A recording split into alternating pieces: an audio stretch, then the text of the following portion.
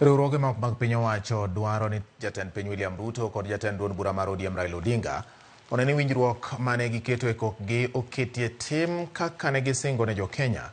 Riwruoge golando sir margi ni winjruokno e kinde kata kendo yango ni gidhi nyime gi lalruok gi jowetegi mamoko e gwenge ma pachoka mar jiwo Jo-Kenya mondo wuoth e twech achiel. Cynthia Onyango nigi ler. E kanyakla margi, riwruoge go ma ok mag sirkal oyango ni giriwo lwedo kendo gipuoyo winjruogno manyocha okelo kanyakla jatend piny William Ruto gi jatend ODM Raila Odinga, kata kamano gidwaro ni ketie tim winjruok manyocha ochwo e kogno. Wariwo lwedo winjruok mani kinda migosi Raila Odinga to gi William Ruto. To kata doko ni wariwo lwedo kamano ntiere weche ma wabiro sondogi mondo mi waneno ketie tim. Ni agenda apar manyocha ne giketie kokgi.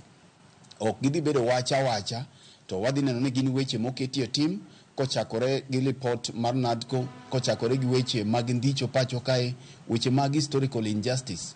Nyime kae wabiro romie kendo wagoye mbaka bende gogai mar ODM Raila Odinga to kata bende gi piny owacho jatend piny William Ruto mondo mi wachwal ne gi bende pach riwruoge ma ok mag piny owacho nekech piny Kenya ok en mar political parties kata duond buche mopogore kende. Ranyisi mar weche magidwani mipe kendo chop kare en tieko chutho timbe mag ndicho mag Jo-Kenya ma osebedo kadhi nyime pachoka. Everybody is living in fear except the abductor in chief, that everybody is nobody is assured of their security, and we are glad that the 10-point agenda seem to address this and speak against and make a commitment against abductions.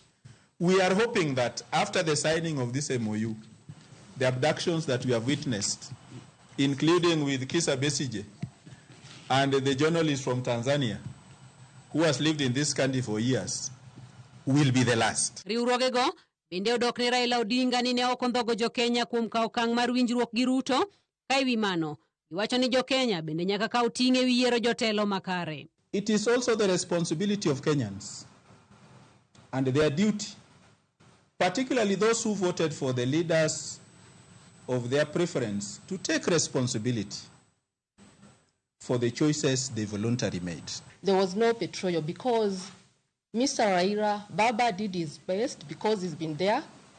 Actually, he's been fighting for almost 7 times for presidency, but Kenyans have not taken the opportunity to give him that right to lead this country.